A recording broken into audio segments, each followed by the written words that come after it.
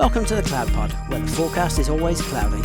We talk weekly about all things AWS, GCP, and Azure. We are your hosts, Justin, Jonathan, Ryan, and Peter.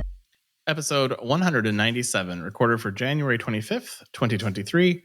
AWS throws another $35 billion on the tire fire in us-east-1. Good evening, Peter, Jonathan, and Ryan. Hey, Justin. Hey, Hello.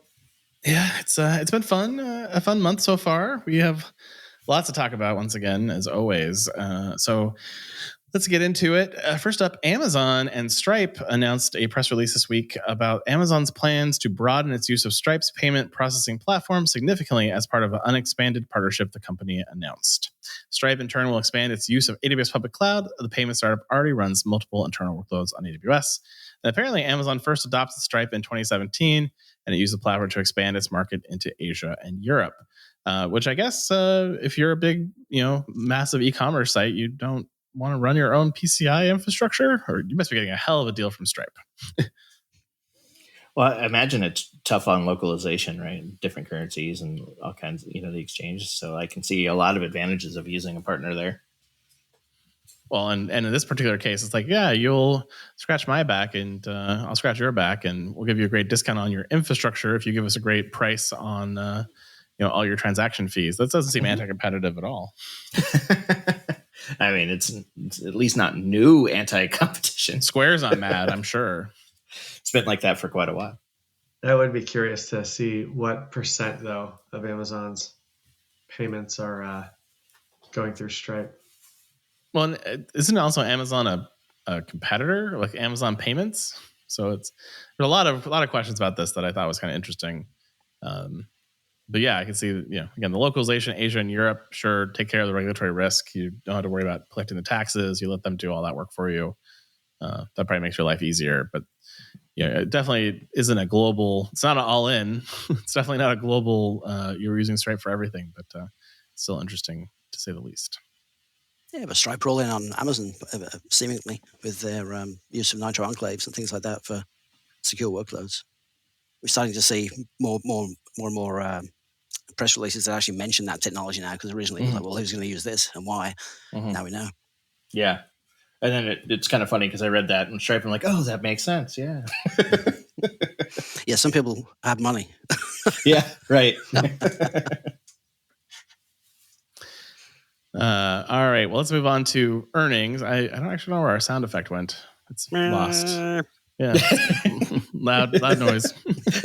But we're only going to cover Microsoft today because the way the recording schedule works out is that Microsoft announced earnings yesterday, but Alphabet and Amazon don't announce earnings to the 2nd of February, which means we wouldn't talk about earnings at all for 3 weeks, and we just felt that was too long. So we'll talk about Microsoft today, and then we'll catch back up, hopefully with a sound effect for Alphabet and AWS later when I find where the audio file went for that. Microsoft Cloud revenue was up 22%. Overall, Microsoft revenue rose 2% to $52.7 billion for its second fiscal quarter, just missing Wall Street's expectations, and profits dropped to $17.4 billion, or 7% drop, not counting the special charge related to layoffs we'll talk about in a little bit. Microsoft Cloud revenue increased 22% to $27.1 billion. Again, this does not include just Azure. This is Azure, Office 365, and the commercial portion of LinkedIn. Other areas of Microsoft business were not good, including Windows, Xbox, and the device business all showed declines in revenue for the second fiscal quarter. So that recession is still coming, folks. Is that Windows dropped 27%? Yes.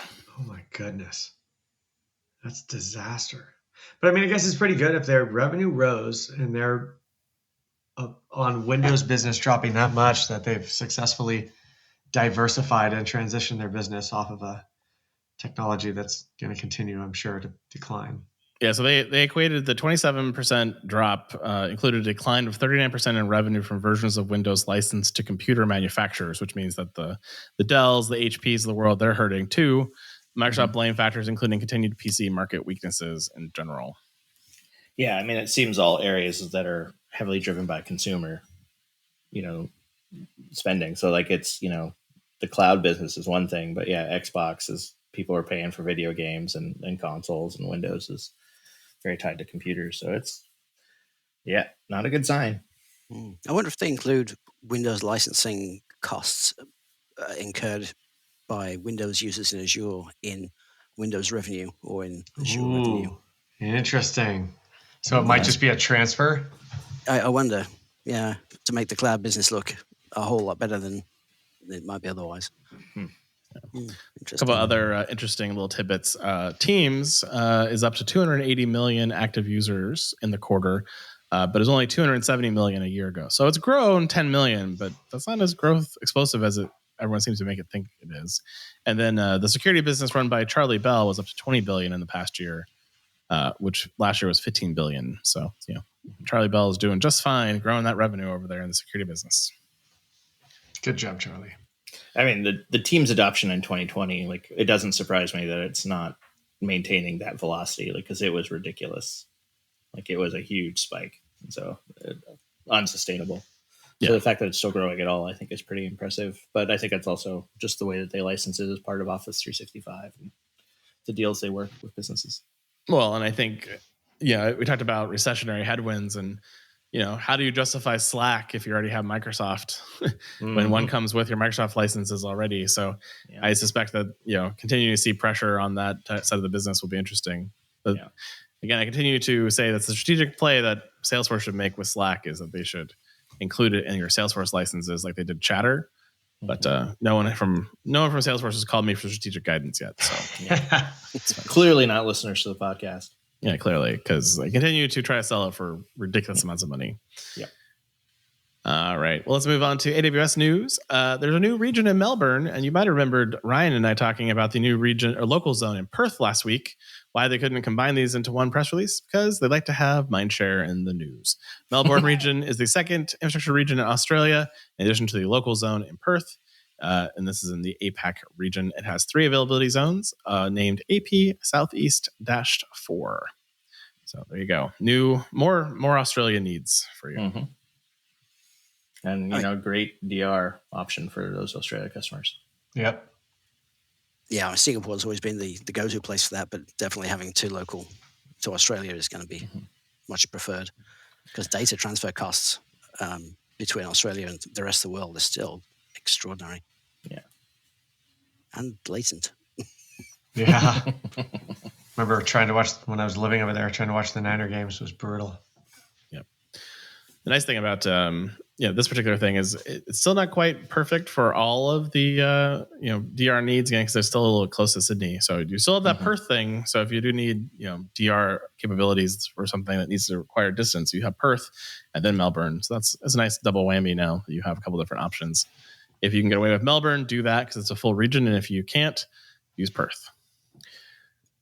Now, we talked about Perth last week. There's also local zones now apparently in Lagos, Lima, and Querétaro, which is apparently in Mexico. And I'm sure I butchered the name. Please don't write me.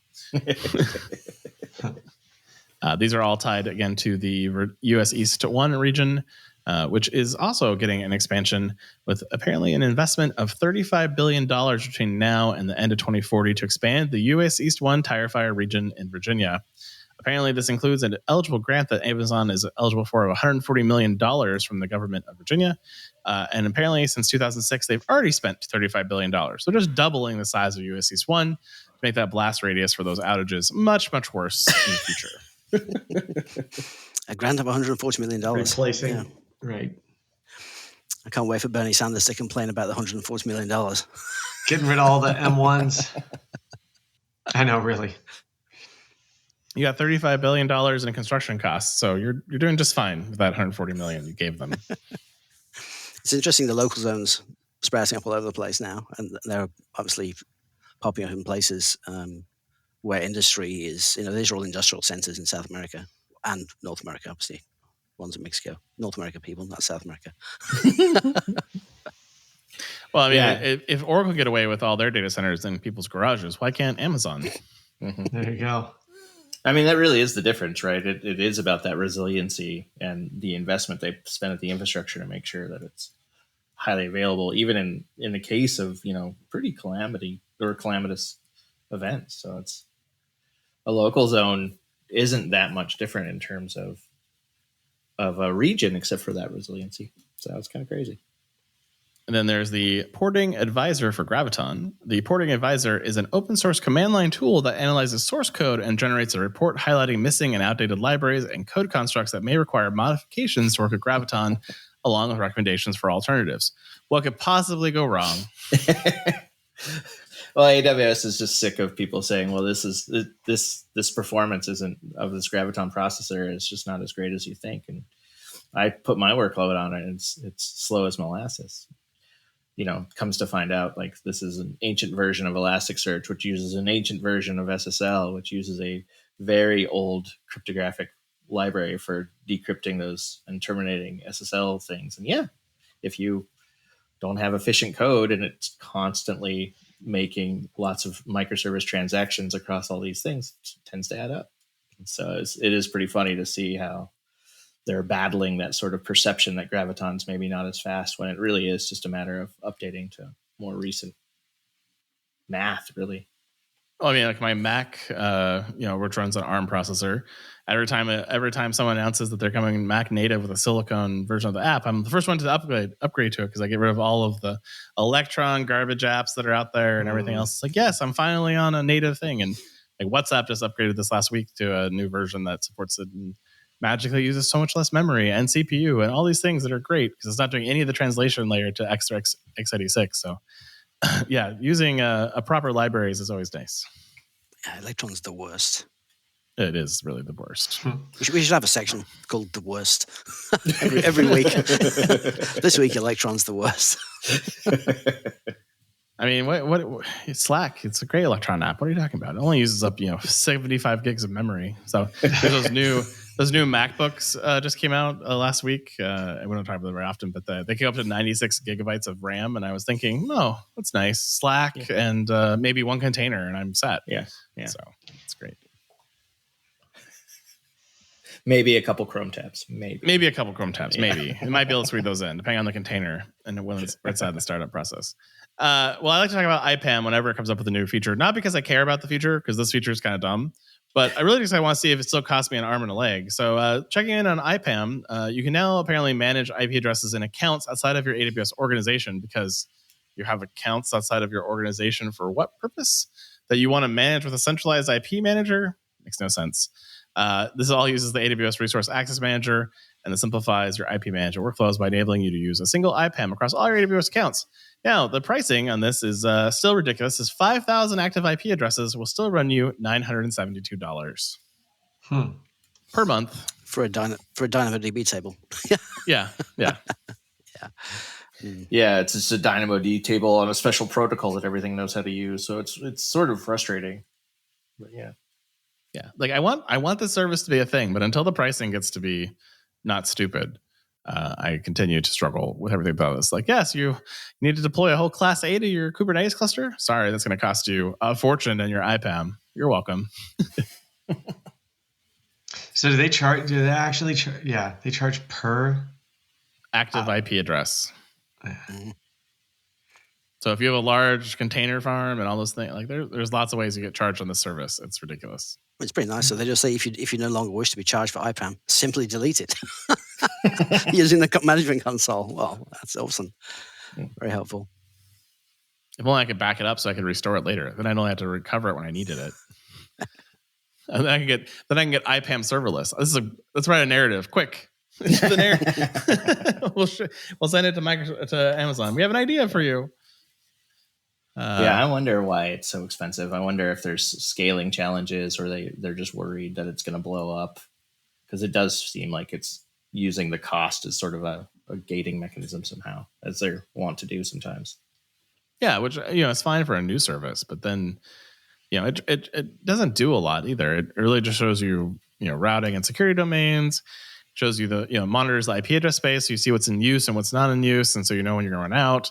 You view the history of IP address assignments across time, and then of course automatically allocating CIDRs to VPCs for those of you who are in VPC heaven, to deploy as many of those as you possibly can.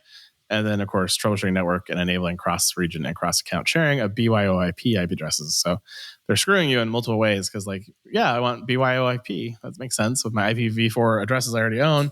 Oh, guess what? You get to pay for IPAM, because I don't think you can limit it to just specific IPs. If it's in the VPC, it's going to be accounted for in the cost. Well, but it's all, I guess that's true. Yeah, that's interesting. I mean, and you think about, dynamic workload and this is maintaining the history of all that IP association. You can see that being heavily used by security tools and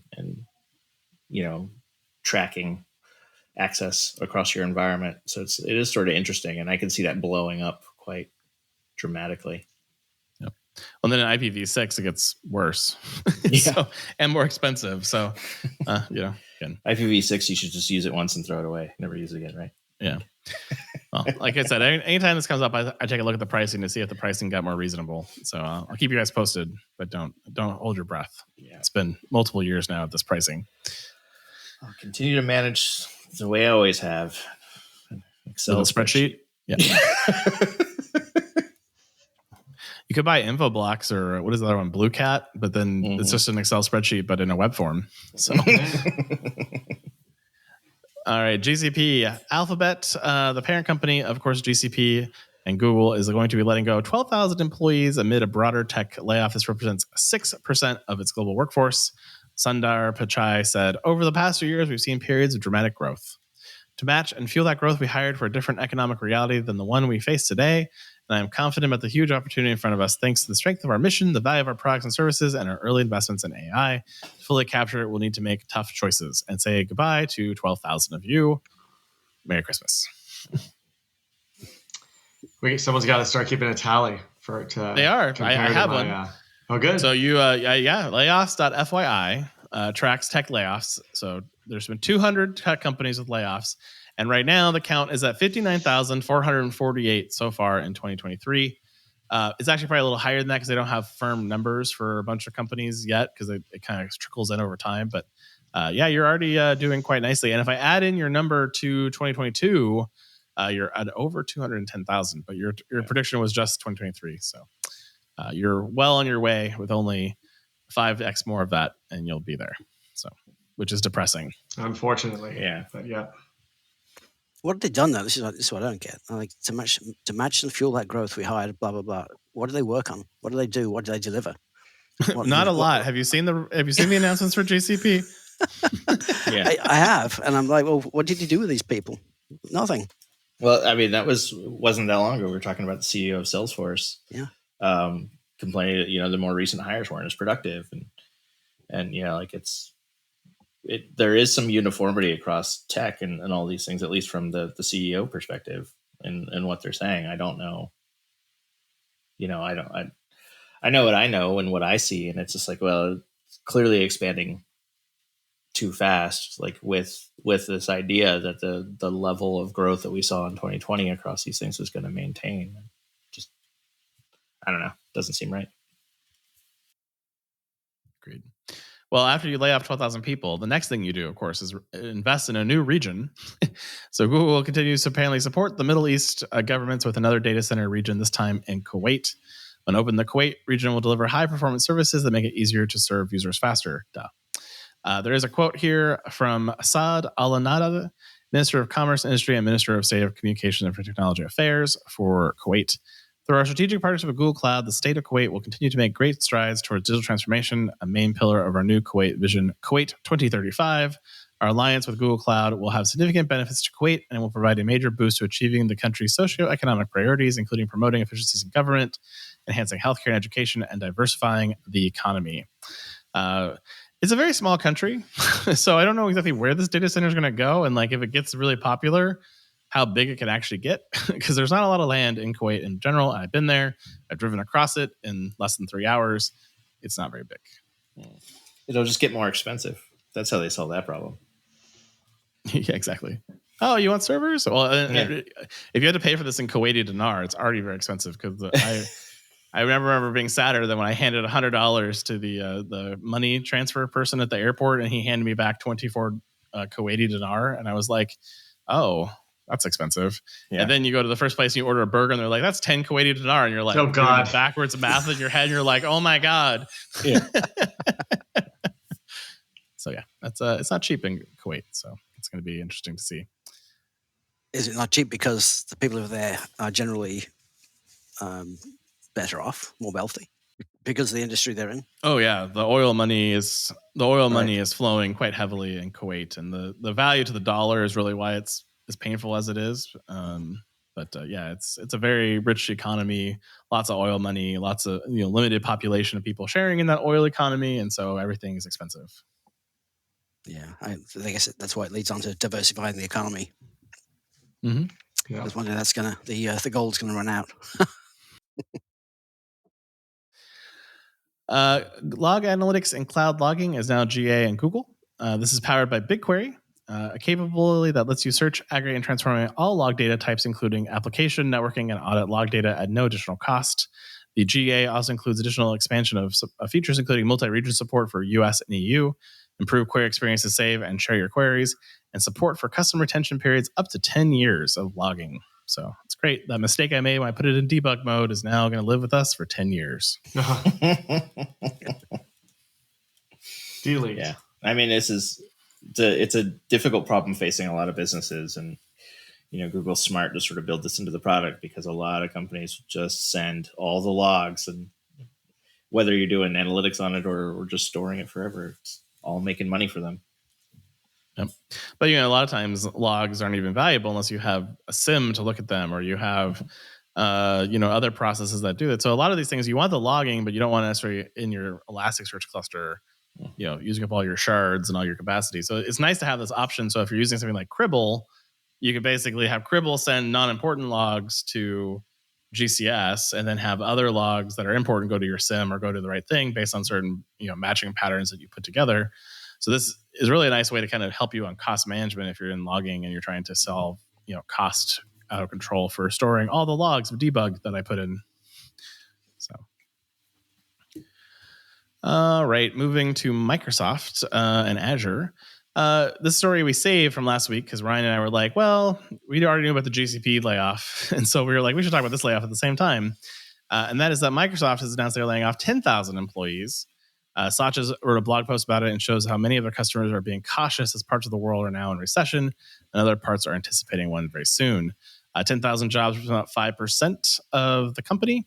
And while they eliminate roles in some areas, they will continue to hire in strategic areas elsewhere in the business. Severance costs will be about $1.2 billion. We're going to put that in the earnings. They're also looking to change their hardware portfolio and consolidate their office lease space to further lower costs. Reports include some cuts to Azure were part of the overall reduction as well. Is that math right? That's like $120,000 per layoff. I mean, they talked about keeping. If you had equity vesting for a period of time, for 6 months, they would still pay that out. So there's a lot of fees. There's a lot of things like that they're doing. Plus, they typically pay for benefits for a period of time. They pay for, of course, every week of service for, however many weeks of service per year of service to the company. Those are there. And Microsoft has not been one to do a lot of layoffs, which is one of the problems in Seattle. Is there's not a very healthy startup culture. Because unlike in the Valley where companies boomed and busted, then people kept getting spread out to startups. They all just keep working on Microsoft's middle management. So now maybe the startup culture will get a little different in Seattle too. We'll see. So I think a lot of long tenured people probably got taken out in this layoff, right? In some cases. Yeah, across Amazon too, right? So for the Seattle area. Well, if you lay off 10,000 people, you get a lot of money to invest in other things potentially. And apparently they took that money right out of their headcount savings and invested it right into OpenAI LLC with a commitment to invest $10 billion over several years into the OpenAI LLC. Billed as the third phase of a relationship that started in 2019, the deal also establishes Microsoft Azure Cloud Service as the exclusive platform for OpenAI workloads, including GitHub Copilot, DALL-E 2 image generator, and ChatGPT natural language models across research, products, and application program interface services. And we talked last week, Ryan and I, that they just launched the Azure OpenAI GPT-3 service, and soon we'll have a ChatGPT service available to you as well through the Azure system. So I do suspect that we'll start seeing Google and or Amazon announcing more AI things in future conferences. Compete. Yeah, all the publicity behind this as well, behind ChatGPT and DALL-E, the Azure can wish for a better time to launch something like this. Yep, 100%. Yeah, it is crazy how much the timing of this has really worked out. So I'm sure it's taken a long time, but I mean, it started this investment in 2019. I'm sure with the dream this would happen at some point. Mm-hmm. So, Yeah, smart move. It just may go down as the fastest yearly prediction win for me. It might, yeah. Yeah, this is crazy. Or the only yearly prediction win for me. I think it was like 12 days. Yeah. No, I mean, it's, nailed it. Yeah. Both Jonathan and Peter are looking real pretty for their yearly predictions right now. I forget what crazy thing I said. But, I don't remember what I said another either. data center underwater, probably. Like submarines in space or something. Yeah. Something tells me I won't be getting it again this year. I don't think so. I don't think I'm going to get it this year either, though. So you're good company with me because I don't remember what I predicted, but I'm not feeling good about it after these guys won so quickly. Yeah, no. We're going to have to listen to them gloat for the entire rest of the year, too. I know, it's an entire year of them gloating. It's going to be unbearable around here. Have you been waiting months and months to hire your new AWS, GCP, or Azure architect, only to have them be poached at the 11th hour by a startup with a juice bar? Initiatives stalled because you're having trouble hiring? Well, I have a simple solution: Foghorn Consulting. Foghorn Consulting provides top-notch cloud engineers to the world's most innovative companies and can be burning down your DevOps and cloud backlogs as soon as next week. Foghorn certified AWS, GCP, and Azure professionals are armed with infrastructure as code, and from day one will be designing performant, optimized cloud-native or hybrid environments that deliver on the promise of cloud. Their FogOps solution even provides on-demand cloud engineering to augment your existing teams. Visit www.foghornconsulting.com or send an email to cloudtalentnow@foghornconsulting.com and tell them the CloudPod sent you. Your dedicated FogOps team is with you for the long haul, and they bring their own juice.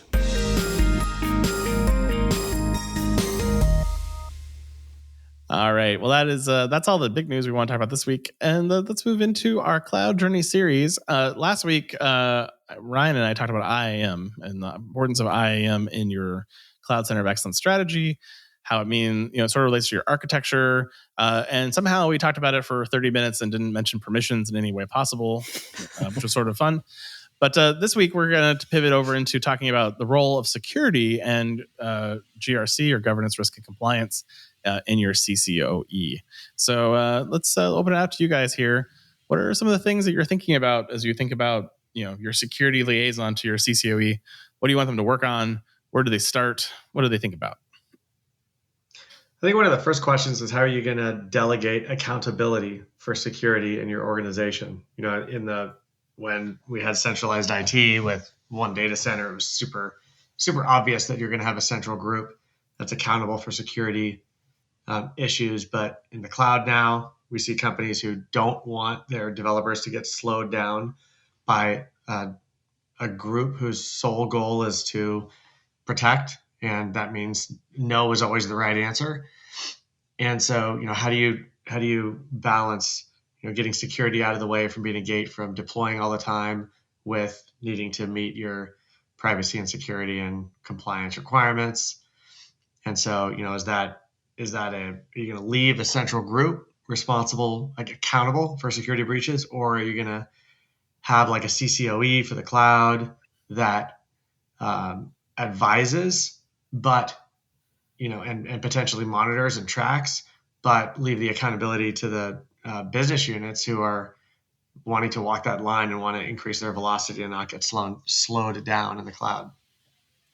Yeah, I think probably the toughest challenge that I've ever faced with bringing cloud to a business is really just that transformation at the GRC level for just managing how secure your cloud is and gathering evidence. And it very quickly turns into a model where you can keep the same way that you've been doing it in your single data center, where you've got a single source of access control and someone to gather that evidence. But if you want the velocity, you really have to democratize your access to cloud and your usage of cloud. And with that, you have to expand out the list of responsible parties to people with the proper business context, because there's no point in having a centralized org that's just rubber stamping these access approval things. It's not actually keeping you secure. But then working with your GRC partners, they're very frustrated by that, because they now have to go and talk to instead of one person, several different people to try to gather that evidence and to communicate out the risk program and how they need to evidence all the things. And it is really challenging. And because it's not technical, it's not really my wheelhouse. And so it was exhausting. Yeah. Yeah. I mean, I think if you leave GRC kind of to their own devices in this conversation, they go find all of the interesting mappings. So they start taking all their security frameworks, ISO and SOC and all these, and they start mapping the controls against all these things. And then they just say like, well, we'll just take the control we had on ISO 27001 and we'll just apply it to your cloud, right? And so I think where you sort of have to kind of take a step back with GRC and say is like, let's really establish the standards and the guidelines that we want to adhere to from a security perspective. And then let that feed into the controls. And what you're going to find, I think, in that scenario is that the controls that you had for on-prem and for a data center don't work. Mm-hmm. Or if you did do them, you would just end up building a data center in a sky. And we talked about that on several of these talks where you don't want to get into that situation. So you have to start at standards, and you have to agree from a technical and a security perspective what those standards are going to be, and then feed that into the control framework. And sometimes you have to even introduce new control frameworks, like the Cloud Security Alliance is a great one. Really cloud focused, but sort of maps back to ISO in some ways. So there's a very clear way for them to think about GRC, but allows you to, talk about those conversations. And this is a good opportunity sometimes too to start talking about, separation of duties and how does separation of duties now change in a cloud world? And did you actually update your separation of duties policies when you did CI/CD or DevOps? Probably you didn't, because ITIL's still out there running rampant. But there's other ways to do these things, other ways to do secure software delivery that, again, take that cloud transformation story that you're doing for your technology and trying to move faster and say, how do I make my security policies allow us to move faster but securely? Yeah, I think the role of CCOE really is around transformation, because the implementation of those controls will likely look very different in the cloud than it did in the data center. Yeah, maybe they're not necessary at all. But yeah, what we don't want to do is say, for somebody working with PCI is we need to have, 2 firewalls, one between the DMZ and the web tier, and one between the web tier and the app tier. Well, what does that look like in a VPC? It's, those appliances are sort of built into the networking fabric of the cloud. And sure, you can go away and you can buy Palo Altos or Cisco's, Junipers, and deploy appliances and make it look like a data center in the cloud. But is that the best choice for the business? And I think the answer is rarely yes. Yeah. Well, again, that's not having a discussion about concepts, right? Because again, what is a firewall versus a security group versus a network ACL? How are they different? How are they the same? And the reality is a lot of things you're getting from a security firewall appliance is something that you can get with a security group, especially for access rules and basic ACL stuff.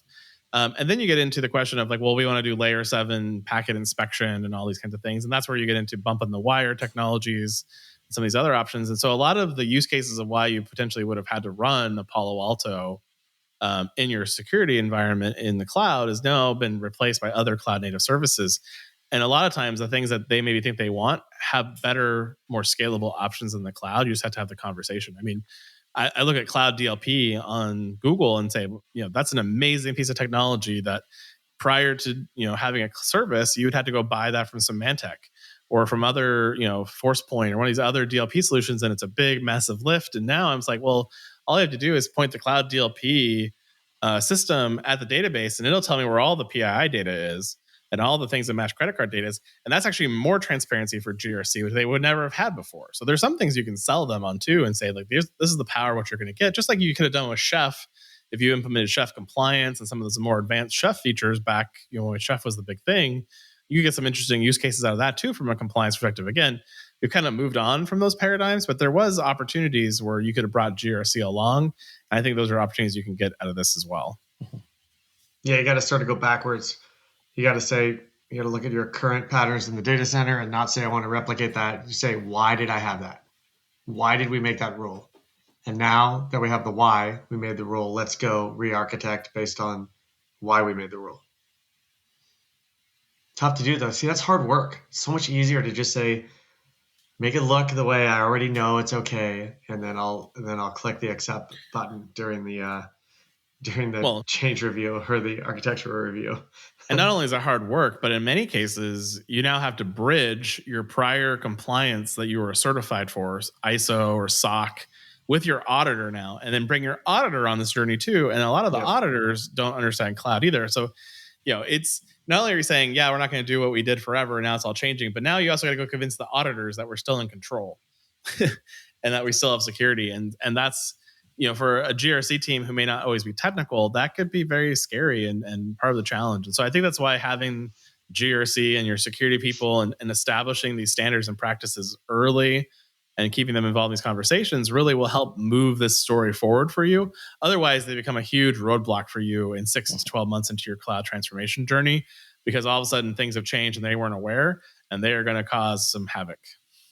I mean, putting the security hat on for just a second, there's sometimes it's a little bit too much of the sky's falling, cloud's absolutely insecure. How can we possibly run our workloads there? However, there are a few valid points to that argument, in that in a private data center, your sort of attack vectors are limited to public IP space potentially, or application defects if you're running a public-facing web app or APIs. I think once you look at deploying in the cloud, I think the attack surface is immensely larger, because now there are public APIs which can be used to manage resources, which potentially you'll manage resources if you lose your keys. There's all kinds of mistakes you can make. Many more mistakes I think you can make by deploying incorrectly or insecurely in cloud than you could do in a private data center. I mean, you can't accidentally open your NetApp file to the internet in a data center. Yeah, I mean, and not to mention just user space and memory, of concerns with being, hosted on a multi-tenant piece of hardware, right? And you see that with the, the expansion of use of enclaves. Like it's a real concern. So yeah, it's absolutely a larger blast attack surface for sure. Yeah, but then there's all these cool tools, right, that we can use to make things more transparent, like logs for all of your every single change in your infrastructure based on API logging. Whereas, how are you going to get that once someone gets into a cage? If they unplugged a cable or plugged in another device or went into a serial port, like there's also things that are easier, I think, in the cloud. And you have options for other services too, right? Like where you can change the story of the control, right? And so instead of having the sort of command and control, so you can validate that it's done the right way, you have access to serverless functions that cost next to nothing to run, and that can react to those same logs and events that are being generated just by normal actions, and have them perform auto remediation tests to keep those guardrails in place. And so it's a very different operating model from this has to be reviewed by the powers that be to get it into place. I mean, is the cloud getting in your eyes a little bit there, though? Because I know what we see and the way we control resources in the cloud are through APIs. But at some point, there are still people in data centers going into cages, plugging things in and unplugging them, and working in the data center environment. I don't think that concern goes away, and that's something that I think people forget about. Those risks are still there, and so we have to start looking at the shared responsibility model and looking at the cloud providers' attestations about the way they run their business. Yeah. Well, and this is where I really harp back to, the shared security responsibility you mentioned, but also trust and verify. And a lot of these, things, the cloud providers are giving you more and more tools to see, like when does a support person invoke your account and your APIs, and that gets logged into CloudTrails. When do people enter your cage space in some data center cloud providers? They provide that type of data. So again, I think for the companies that were in colo, it's not as much of a leap as it is for those who own their own data centers and were responsible for physical security and all these things that were sort of not there in a colo space. But it is, again, there's gaps and there's ways to think through that you have to work through. And anybody who's going on this path, I think, has to have the right thoughts and the right methodologies to really tackle it in the right way. I think the other thing that's kind of interesting as you kind of get into this is when it's just you, liability sticks with you. But when you go into the shared responsibility model and you start thinking about like privacy laws and PCI, and like now I have a third party involved here, like all of a sudden my liability risks suddenly go up higher, and I have third-party processors involved, and I've got other people who now have. I'm only as good as the weakest link of all the security of all of that, and how do I understand that ecosystem again from insurance, from audit, from all these things? Those things all have to be now considered into the GRC perspective and also the security perspective as you think through some of these things too. So again, those are good things that I understood before you get too far down the cloud path, because there'll be questions that come up. You go renew your cybersecurity resilience insurance, and all of a sudden they're like, "Oh, you moved to the cloud. We have all these new questions," and you have to think those things through. Mm-hmm. Yeah, so I think the role of the CCOE is about sort of talking down some of the scaremongering, advocating for the things which are unique to cloud. I think translating the technical requirements of the control is a big factor of in that process. And so I think that's also super important, right? Well, how do you do it in the data center? Okay, we can do something close, but not the same, does that meet, the compliance requirements? And it's important to remember that as much as security likes to think that that they've got one big hammer and their hammer solves things in one hit, security is all about layers. And if you can't implement a control using one particular tool or service or configuration, then there are likely many other layers of security which you could add on top of that. Mm-hmm. I think as you get through this process, though, and this is not quick. this part takes a while. This is a couple months worth of lots of meetings, lots of teeth gnashing, lots of pain and suffering as you go through all this kind of learning and together. And this is where your cloud partner or even your partner should be able to help you out quite a bit in helping you maneuver through this process, because they've done it 1,000 times or 10,000 times or 100,000 times in some cases. I think the next step out of that is really, as you think about all these new standards you come up with, you've gotten your alignment to the different standards, the third-party entities, your auditors on board, you've gone through this journey. Like, how do you start thinking about now codifying those? And do you think about prevention or remediation? And what are some of the techniques that you may think about with your security team that would make sense for how you want to start implementing these security things? Because you don't want to just, figure it out after the fact. That's too late. Yeah. No, I think it's important to keep the context of why you're shifting to the cloud. Like, what is important to the business in terms of value? Is it the innovation? Is it the flexibility?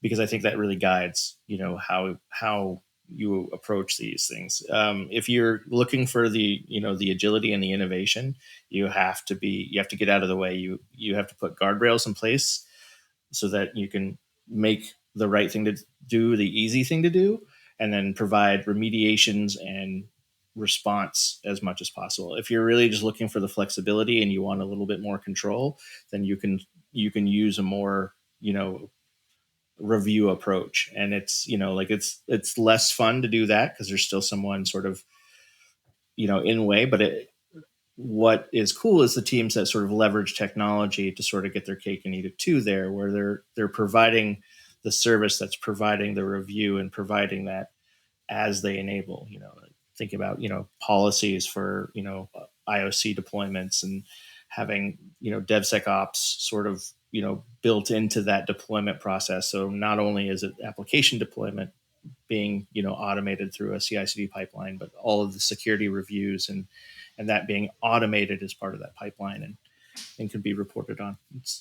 And integrating all that into the dev process right from the beginning. So developers are, they know when they're developing whether or not they're building secure software and they're deploying it in a manner on hardware that will pass security audits by having that, production-like environments, all three similar. And that tends to help avoid that big mistake, right, of people building something that gets declined for a reason that costs a lot to change when they're ready to deploy to production. Yeah. Yeah, I'm really happy to start seeing the integrations directly into the IDE for some of these secure patterns, right? Because there's no earlier in the process than that. Agreed. What do you guys think about security's role in the training and the cloud enablement story? I think there are some table stakes in cloud. Encrypt everything is probably the most important one. And I've worked with countless developers over the years who throw a Node.js app over the wall at DevOps team for deployment with no native support for something like SSL. And it's, the ops team will bolt on some wacky Nginx proxy or something to make it use SSL. I don't want to see that. I don't want to see that anymore. What I want to see is those requirements go back to becoming basic product requirements in the first sprint 0. And their tests released immediately, and they fail on CI when they're not there.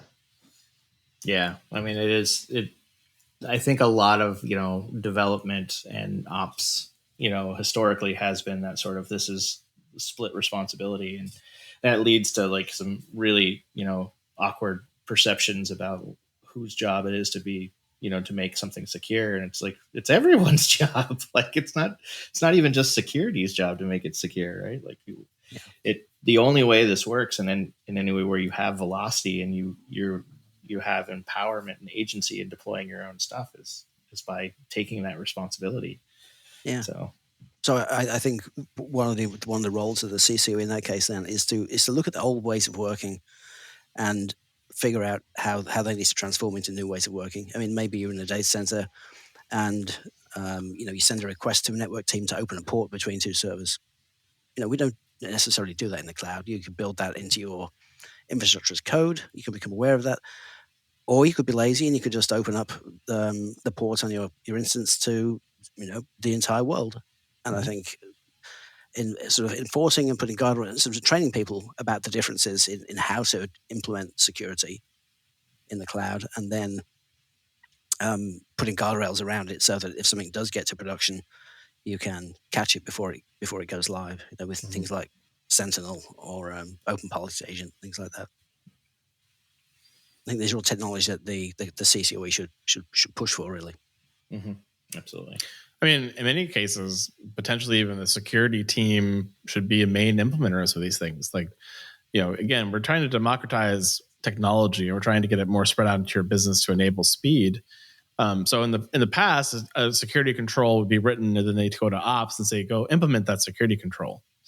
But in the cloud, again, because everything's API driven, and if you're using OPA or using Sentinel or using one of the other frameworks, they can write their own code for that, and they can give you a pull request, and then the CCOE can review it and say, yeah, we're fine with this, or we need to have more discussion. So, this is a way to actually get your security team more heavily involved in the implementation of security, which before they were just the kind of the ivory tower of like, this is what security should be, but they didn't actually have to implement anything. And now you can say, well, you're going to be part of that implementation, and you're going to be part of the process to do that, and they can be more involved and more connected to the technology of the business. Well, I think that's everything we want to cover in security. Anything we missed that comes to your guys' mind that I didn't segue us properly to? I'm going to pimp our TCP Talks interview that we did with Josh Steller from Fugue when a couple of years ago now, I guess a year and a half ago maybe. That's very interesting. He goes into talking about the risks of cloud and how it's different at data centers and how to think about it and the types of mistakes people tend to make. There's something a product which can help you along the way, but it's an interesting talk. That's great. Yes, it was a very good conversation with Josh and Fugue, and what they have in the space is one of the many ways to solve some of these visibility problems. So definitely check that out. Well, next week we're going to be back talking about networking and VPCs, a favorite topic for me because that's my original training is in networking back in the day. You have to do switches, and so talk about all the fun things. Maybe even talk a little bit about the old days of VPC Classic, just for those memories. For those of you who've been in the business for a long time. EC2 Classic. EC2 Classic, and why what that kind of was, and then how everyone said that was terrible, and then how we ended up with VPCs, which is kind of an interesting story in its own right. But we'll cover all of that next week. Subnetting. We'll not do the math of subnetting, I hope. Well, Jonathan might pull it out. He likes to do math, so we'll see. But that's it for this week. We will talk to you all next week here in the Cloud Pod. See you next week. See you later. Good night. Bye, everybody. And that is the Week in Cloud. We'd like to thank our sponsor, Foghorn Consulting. Subscribe on iTunes or wherever you get your podcasts, and tweet us your feedback at #TheCloudPod. Or join our Slack channel. Go to our website, thecloudpod.net, for sign-up instructions.